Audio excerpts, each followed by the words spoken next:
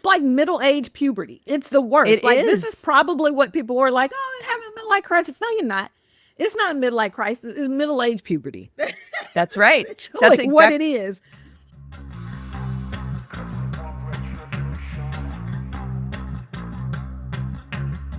Welcome, everyone. This is the first episode of the MenopauseIt podcast. Woo, fanfare. Everybody freak out. I am. Well, it's anyone's guess because we're in menopause, so who knows. But I am your host, Rachel Moore, also known online as Rachel Has the Mic. The big thing of this podcast is we want to bring on actual experiences with menopause. Wishing we could all pause menopause, but we can't. So I am really thrilled to bring on a guest today. Now, I'll disclaimer, I know this woman personally. We've hung out. We have sweltered in the heat of Atlanta for a music Yes. festival, which later led to a couple of, me and someone else vomiting because we didn't hydrate enough. Not Venita, though. She kept her shit together. But yeah, I've known her personally, and we'll get to this in a second, she's her own force of nature. And our forces are currently going through menopause. Little hint there, little spoiler. But I'm really pleased to welcome Venita Doggett as my first guest on MenopauseIt. Venita, welcome to the pod.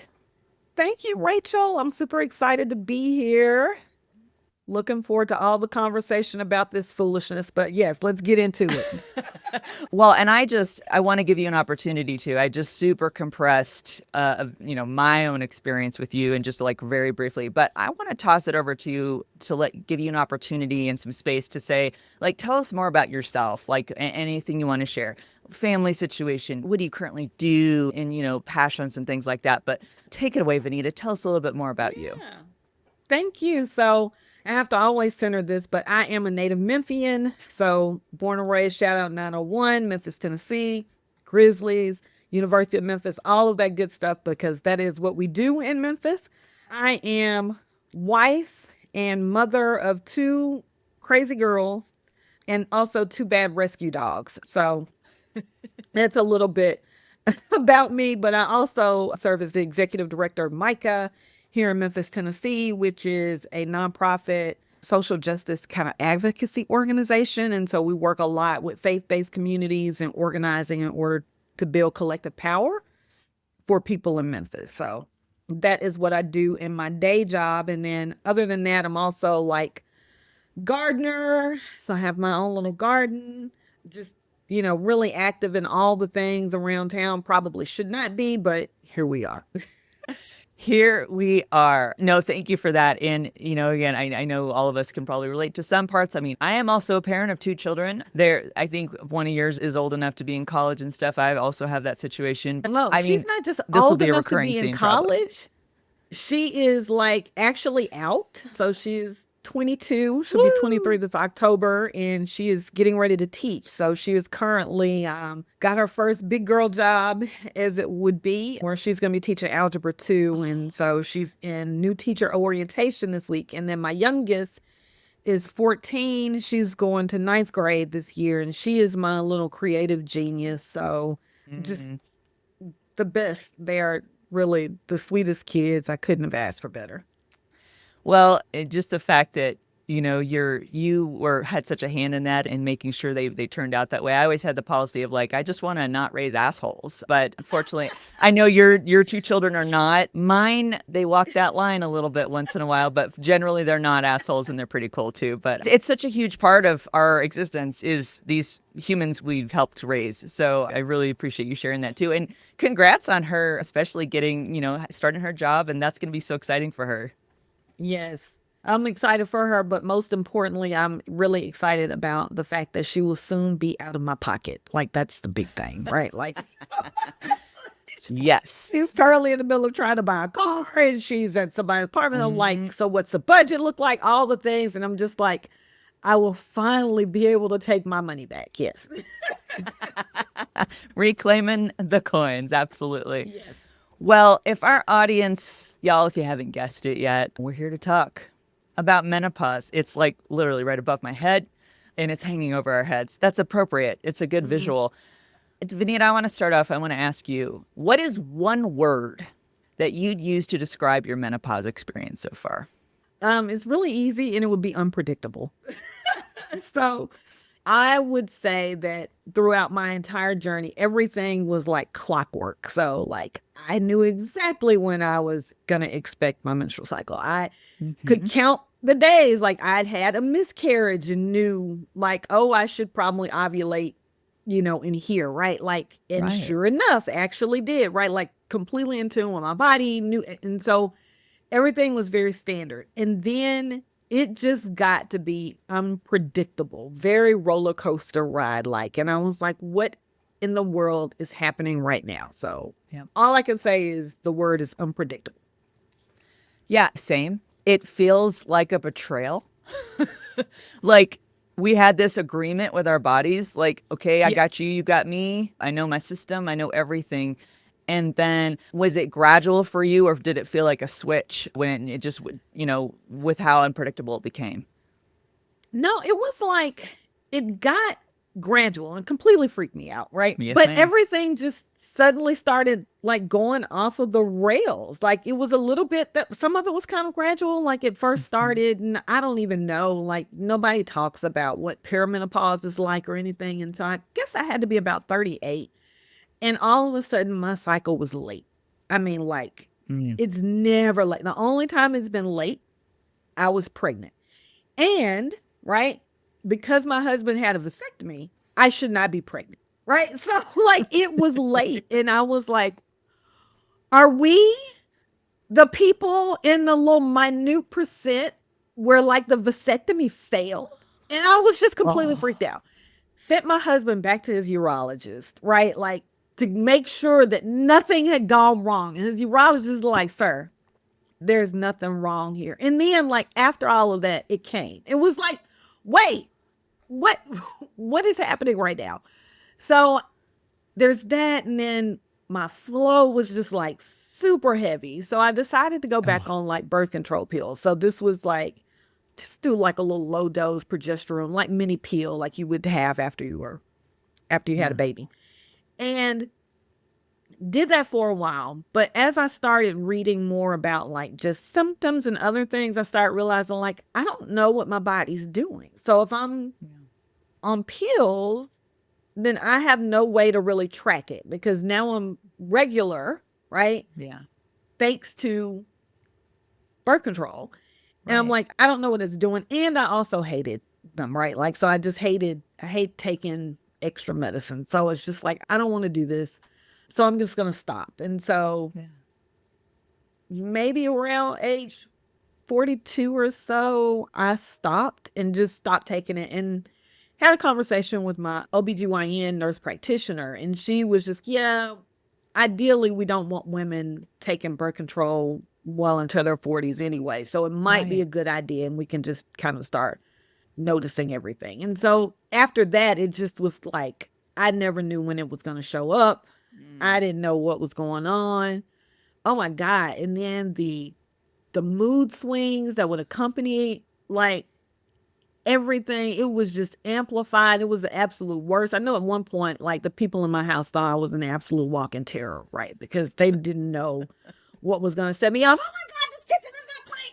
And it's like, they're all standing around, like, what is happening right now? That, just everything. So it's just, some of it was gradual, and then it just got amplified. It's just, it's a wild, like I said, unpredictable roller coaster ride. Yeah. Yeah, it's and very relatable. The unexpectedness too. I mean, it's just such this huge mashup of I mean, you almost want to like go back to when you first hit puberty, right? And you were starting to get all this influx of new Yep. experience of these hormones happening and same thing. Where now, okay, now I'm starting, I'm hitting puberty, I'm starting to have a menstrual cycle, Well, but I it's mean, not can we just just that. call it what it's like? Middle age puberty. It's the worst. It Like, this is is. probably what people were like, oh, they're having a midlife crisis. No, you're not. It's not a midlife crisis. It's middle age puberty. That's That's right. That's essentially what exact it is. The breakouts, the weird, oh oh, my God, my deodorant's not strong enough anymore. Like, it feels like puberty, right? And like having yeah. at the same time to also have a kid entering puberty. Like, I didn't know which one of us were gonna make it out. I'm just saying. I don't know. Oh my Who's God, I gonna hadn't make it even thought out? about Like that celebrity too. death match, teen versus perimenopausal mom. That's where we are. Somebody's not gonna make it out. Well, and it's probably going to be you because at that point you're like, I'm the adult and I have more money. So, Yep. but oh my God, that's so true. Oh my gosh. Yeah, it's exactly right. Okay, this leads me to my next question because I think it has been so written off. Well, it's a natural thing you're going through. And it just gets dumbed down into that, just a dismissal of like, well, it's what women go through. You're going through it. That's it. But on that note, I want to ask you, like on a scale of 1 to 10, with 10 being dynamically super informed or prepared, how would you rate how much you knew about menopause before it started to hit you? On a scale of 1 to 10, but actually I would put 0.5, right? Like not because nobody had anything to tell you, right? Nobody explains it. You don't have anything. And the answer that doctors would often give you is, well, whatever your mom went through. But here's the thing, right? So, like, what if you've got family members who had hysterectomies? They can't tell you anything, right? Because, Right. like, the answer previously was, well, if you're having all these woman problems, we'll just take your uterus. You don't need it anymore. You had kids, like, it's fine. Right. And that doesn't quite solve it because then you don't really know everything else. So I couldn't have, nobody would have been able to tell me like I started having like this super heavy flow and that was the beginning of perimenopause. Yeah. No, nobody talks about that. Like it is the actual changes your body goes through and that it's 10 years ahead of that. So the last time I remember my mom even saying anything about it, I had to think about it, was like I was still in my 20s and I think my mom might have been right at 50 at this point in time. And she told me she Yeah. had to go back on birth control. I was like, oh my God, Mom, I don't want to hear about this. Like, this is gross. I don't want to hear about what you and my stepdad are doing. Like, ew, right? Like, that's the thing. But what's actually happening there is like, she was going through this journey, didn't quite know it. And like, nobody's telling you. And so you have no idea. And then I've got like an aunt who had a hysterectomy. I think my grandmother also had a hysterectomy. You know, I've got like Yeah.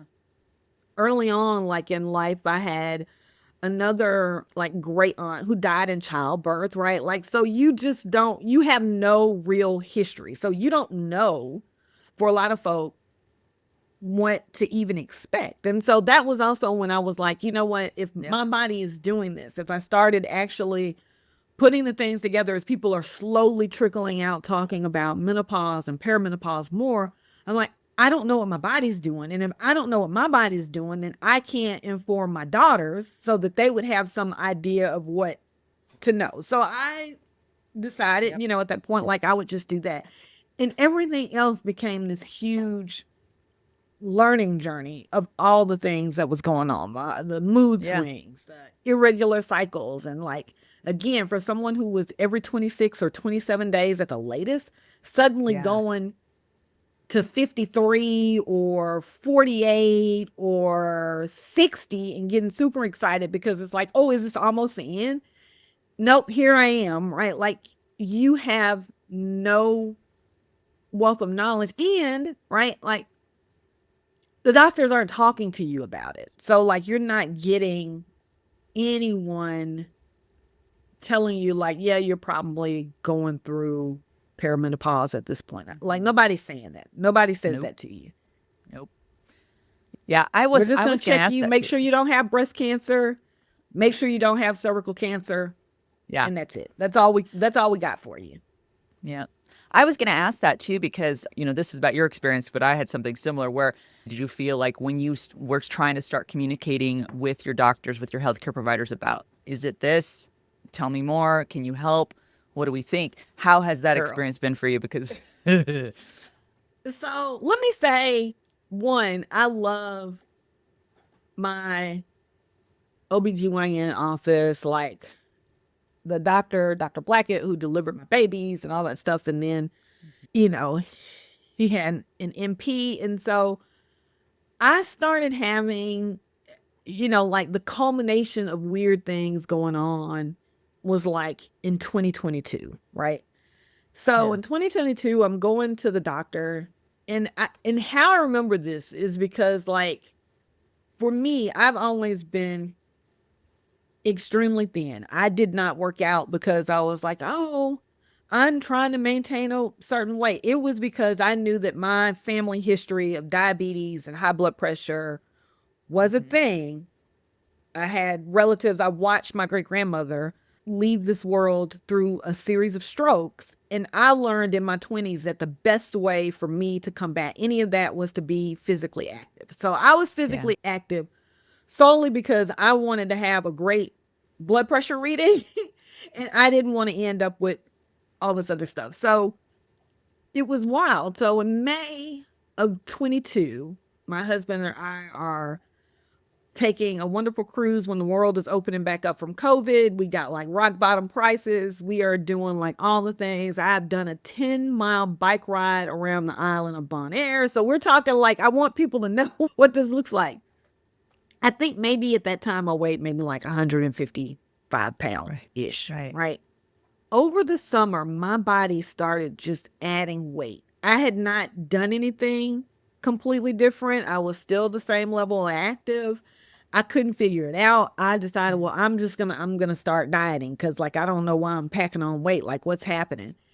Right. And it just gradually kept going. So by the time I got to my doctor's office in August, I was like, hey, I don't know what's going on here, but I've gained like 20 pounds. And Yeah. somebody tell me what I'm doing. And the answer was like, oh, are you drinking your calories? Y'all, I don't drink soda. I didn't grow up with it. My mom was a nurse, right? So like we never had it. So I was like, no, I'm not at Starbucks every day. I'm not getting frappies. I'm not. Well, what's the one thing if I'm drinking anything that I can cut out? So I cut out fruit juice, right? Ah. I don't even drink fruit juice on a regular basis, right? Like not at all. Now, it did not change. And so I was like, well, can you run like a panel or something, right? Like I had Sure. no words to figure it out. Child, this lady has run an STD panel. Y'all, I've been married forever. Like, ain't nobody, we're not old guy at the Coldplay concert right now, right? Like, that's not us, right? So we're not them. And it was just like, that's not what I needed. So I get to finally like March of 23 and I realize, oh, I've Mhm. not had a menstrual cycle. I have actually not, it's been a full year. And I'm like, I get back and I was like, hey, so remember when I asked about the weight gain? The Mhm. answer is menopause. Like, I've not had a menstrual cycle. Can you, at this point, and now by that point, I've actually gotten more information and realized like you could actually ask for a lab result so that you can get your estradiol levels and you can Yep. actually have them check these things for you. And she was like, well, I mean, if you're already in like menopause, like we don't have to like it. That's the no, I want the numbers. Like I'm asking you to run the numbers so that I can actually see them. Yep. And here's the crazy thing that actually became a baseline because then after that, I started having a whole nother series of things that were going on Yeah.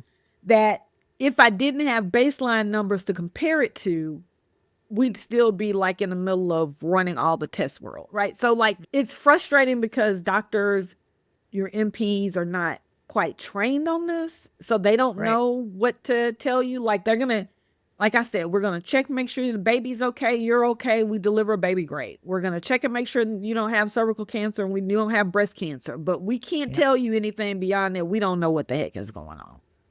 Yep. Yeah. And your frustrations, I mean, mirror so much of what I know I felt. And it's just you're supposed to know, doctors, and even if it is someone you're like, okay, I've gone to you forever. I feel like we got good rapport. I Yeah. communicate well with you. You tend to be proactive about stuff, but you hit the menopause thing and suddenly it's like, well, there's not, deal with it. This is just something naturally Yeah. your body's going through. And I think we're all waking up to the fact that well, maybe we don't need to just suck it up and deal with that. Well, and I want to talk about particularly these are actual life endangering some of these symptoms. And I think you touch on a little bit. I my blood pressure and cholesterol and stuff Yeah. like that. You're putting on this extra weight for your frame. which you're not used to. And as you mentioned, you have like a family history, which is why you spent your whole life of fitness trying to mitigate that. Well, guess what? Enter this thing called menopause. The mitigation's out the window. What else Oh yeah, can you you? can't do Now it's not just you up to can't you. do anything. Yeah, Yeah. it's like you can't do anything. And so it was frustrating because then you try and do all the other stuff, right? Because it's like, well, you need to lose weight. All right, well, what am I going to do to lose weight? So Yeah. last year I was working with like someone that I found in one of the myriad of Facebook fitness groups who's like, I think I can help you out here. Let's work through it. And fitness coach, and she was great, but we started doing all the other things. So then you hear people talking about like protein, right? And so I cut the alcohol because like that was contributing to the hot flashes, the sweets, all the things. I'm working out extra. We are changing up the routine. And then I go in to give blood and I find that my cholesterol now is up. And the Oh, only thing I can link that to is I've had too much protein, right? Like, so my body is like, hey sis, remember we don't eat this much meat, right? Like, yeah. this is also why, right? Like, I'd started doing more vegetarian type meals because my teen, she doesn't really like meat all that much. And it didn't Yeah. bother me. I was like, it's actually probably healthier. So we had switched to having less meat. My body actually, I think, appreciated it because the Yeah. same issue that I'd started having again, which is within perimenopause. So all of your levels go out the door. Let's just start there for Oh, people. So having had a decent history of this, then going back to my general doctor for my regular physicals, my cholesterol and my triglycerides were too high. So I had worked mm, super hard to get those to a good level. And then in the yeah. months that I had been working at eating more protein, my cholesterol trends back up. I cannot because I know what it's like to watch my great great grandmother go through a series of strokes. Like by the end, she didn't know who I was. I've had three people close to me who were not 50 have had strokes, right? So like Yeah. this for me is it's a big piece of who I am and why. Like before I got on this podcast this morning, I'm up on the treadmill walking, right? Or I'm Yeah. gonna walk the dogs. I'm gonna do something where I'm trying to make sure that that's not my experience. But all of the everything completely goes out the door. It's one of those things where I would also tell people like you do actually know your body better than you think you do. And so to really, really pay attention to how you feel with certain things. Like I just never been a big fast food person anyway because I feel sluggish after I eat it. Yeah. So you do know your body, right? Yeah. So just Yeah. know that and use that as your guide. I know I asked you like for one word to Yeah. describe menopause. Is there one symptom that hit you harder than the others out of everything you've experienced? Like, if you had to narrow it down. Honestly, it was the weight gain. Like that Yeah. for me had been the biggest thing because again, I'd been like I probably had been like 135 for like 10 years, right? Yeah. So I've Yeah. got a I saw her in whole person. This is true. yeah, Yep. yeah. I mean like I had a whole wardrobe of Yep. carefully curated clothes that, and again, I know people like for women in particular, like we spend a lot of time talking about our weight because the world has conditioned us to this. Yeah. But because I was also always super thin, like you got family members when I was growing up calling me olive oil or, just people being really, kind of harsh because like I'm also a black woman, but I also was not like curvy, like, so Right. it's really weird to be in that space. So I had carefully curated this closet of clothes that fit me perfect that I looked great in all the time, right? And then to just suddenly not be able to fit anything and nothing that I was used to doing worked. I literally one Sunday morning before I was getting ready for church just sat on my bed and cried just Yeah. because I felt terrible.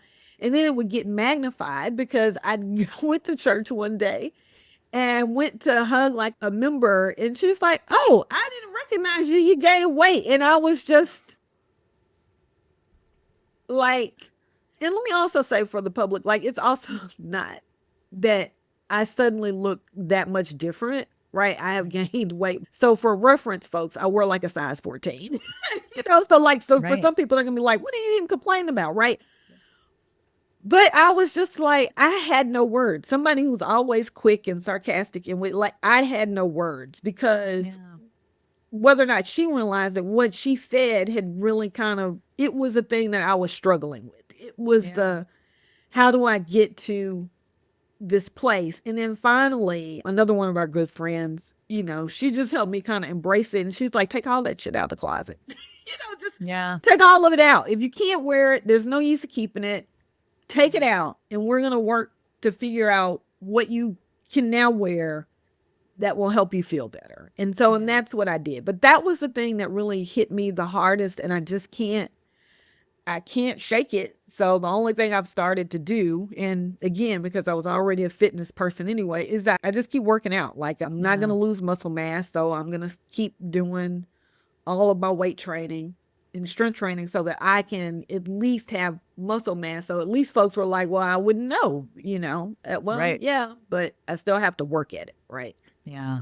Feel that. Yeah. And particularly, I think it also relates back to it's not, and let's just wipe this under the rug. It's or out of the way. It's not a Yeah. vanity thing. It's part of you. Like you, that's what you're used to. That is your identity. That is your fitness, your frame. It's what you're used to and have been used to for decades is suddenly totally shifted. And then add into the whole aspect of, but this impacts my health as well. And you know Right. it does. And so it's just the concern. So it isn't just about I feel bad looking in the mirror. It's about I feel bad generally because I know what this could mean and it's not these are not good things. So thank you so much for being candid about that Yeah. too. I want to ask you if anyone's watching this for women who have not yet hit menopause or experienced any of it yet, what would you like to say to them, from this video? What's something you'd like them to know?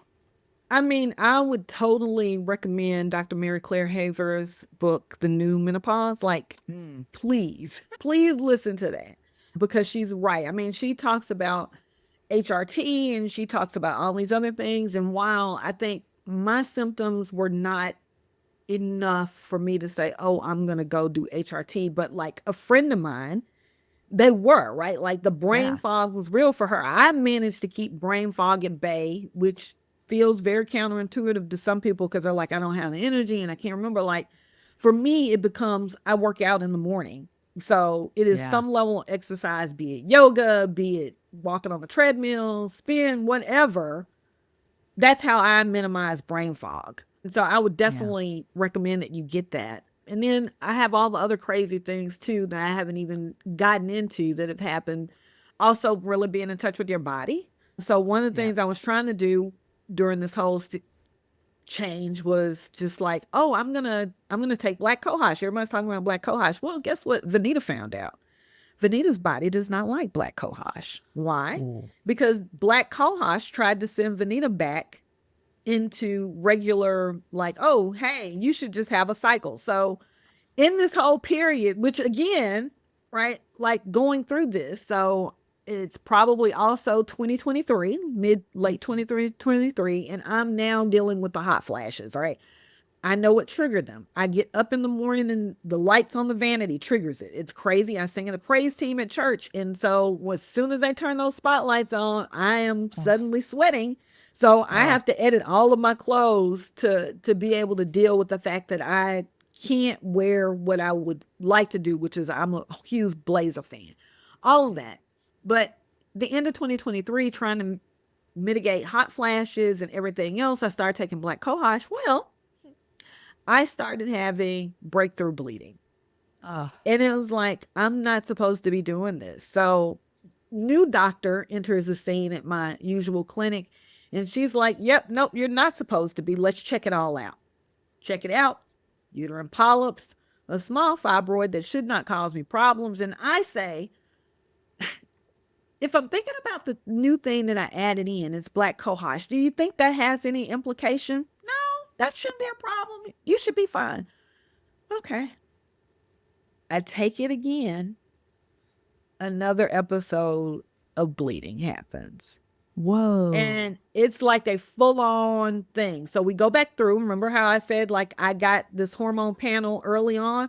That Yeah. became a baseline. So we go back, we check my hormones, we discover, no, I'm definitely in menopause, but it looks like maybe my body has found an egg and decided to let it go out into the world. That was November of last year. And so I was supposed to have a uterine ablation, decided not to do that. And instead, I'm like, no, I'm not going to do it because I think it's the black cohosh. I stopped taking black cohosh in November 24. I Yeah. have not had another episode. Wow. So I would also tell people, as you're trying things out, make note of those and figure Hmm. out if your body can actually hold that. So I can't utilize that. Yeah. Magnesium is great. It totally helps me sleep through the night, but you got to actually make a note of how your body responds to stuff because you have no idea. And so, Yeah. I told my doctor's office we're not going to do it. I'm not going to do an unnecessary surgery if I don't need to because I do think that this is a culprit. And they said, well, if there is another episode, then come back and see. I have not had a single Yeah. problem since then. So it's just take all the resources you can, but also really know your body. Because if Yeah. not, you will just be spinning your wheels trying to figure it all out. And I would also tell people that there's no point in this process that if you enter menopause, which is the 12 months since you actually had a menstrual cycle, if you have breakthrough bleeding, please go to the doctor. That is not Yep. normal. That should not happen. That's the one thing we can all agree on and say that's the standard thing. But you should Yeah. go check that out because I wouldn't have known that I had polyps or anything had I not gone and gotten it checked out. Absolutely wonderful advice too, and especially what you said about because your doctor, if they're astute, as you get into this stage, Mm-hmm. they are because their metric for if you've officially entered menopause is that has it been 12 months since you've had a cycle. And it's not like, okay, that's done, but you absolutely should. And actually, like, so each of these episodes is named how many days it's been. So mine is today's episode is 218 days since last incident. That was the last time I had a cycle. So next You're episode, almost hopefully, will there. be that's right. But I've been through this before. I went through, I think I got 10 months in and then had a cycle. And so, oh, reset the clock. Anyway, but to your point, yes, journal if you need to. Just keep a note of what your body is experiencing because you can then at least take that and show it to your doctor. You know it in your brain. No, you're not Yep. crazy. You know your body and you can take it and use that. And thank you so much to that resource. I was going to ask you that too. What's a resource you would recommend? And that book is, I have that book. My mother sent it to me. So it's a really good book. And I hope to maybe have her on that author on the podcast someday. So we'll see. But lastly, before we let you go, I had just a couple get to know you questions if we can. These don't have to do with menopause. These hopefully will be fun. And I know you like to do cruises, so this might be easy for you to answer. Where do you picture yourself when you want to be catapulted away from real life? Where would you be? Definitely on somebody's cruise ship. People can say what they want, but I enjoy it. I've been very sad because we have not been able to do that this summer, but Uh, that is the one place that I want to be, like always. That with a fruity drink in my hand, that's the best. I picture you there now, so hopefully it'll be soon. Is there an article of clothing or a type of Yep. clothing that you think should be thrown into the fire of a thousand suns because it just doesn't work anymore? In this new body, I'm going to say jeans with a fixed size number. Like I would buy them and then they do not work anymore. And so I would now burn them all if I could because it's like I can't keep buying new jeans because my weight fluctuates. So I have Yeah. found the stretchy waist elastic jeans. I don't care that you think that those belong to a 70-year-old woman. I don't care because they now fit. So, yeah.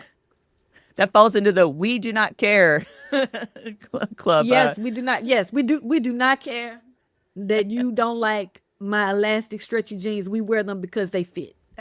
That's right. And then I might be able to predict the answer to this question, but I'll ask it. Is there a charity or a for good cause or organization you'd like our audience to know about that's making a difference? And also, maybe that's somewhere we can direct our rage into action for good. Where would you recommend?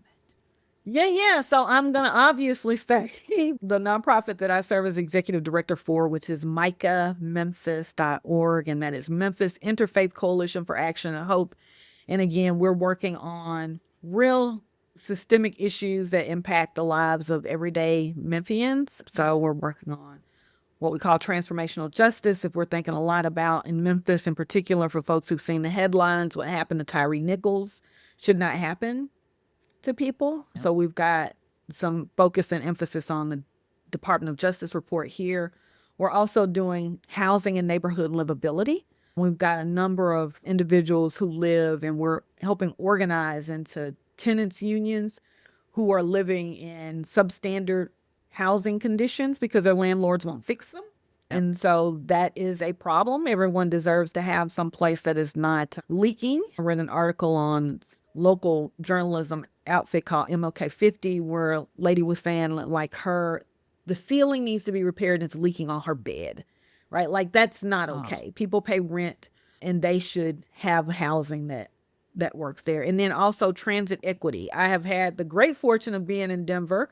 I've had the fortune of going to DC and Chicago and New York, and you can get around Philly. You can get around using public transit. You cannot do that here in Memphis. And so we've got a team of people who are working to try and make sure that there are investments for that. It's ridiculous that I have a 20-year-old story about how I could not get to work on time trying to catch the bus. That is still accurate today. And so those are some of the things that we're working on here in Memphis, but definitely would encourage people if they would like to be what we call justice sustainers and help facilitate that work here in Memphis. We'd ask that people give.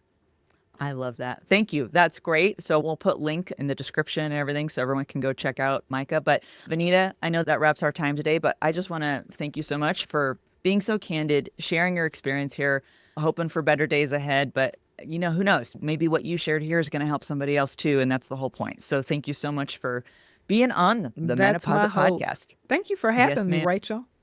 Thanks. Appreciate you, of course.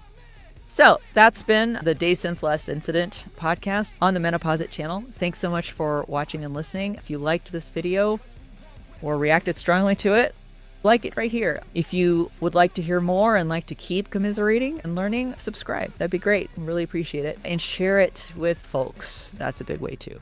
But yeah, thank you so much. And we'll be back with some more content here on the MenopauseIt channel.